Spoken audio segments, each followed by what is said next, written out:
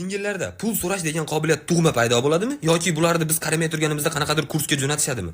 Men shuni tushunmayman. Mana qarz olayotganingizda hamchi mana kunga beraman aka deb garantiya bersiz bo'laveradi, u darajada ko'rmaydi. Lekin singizga nimadir olib beraman siz kunini aytmaylar. Bir kun oldin boshlaydi.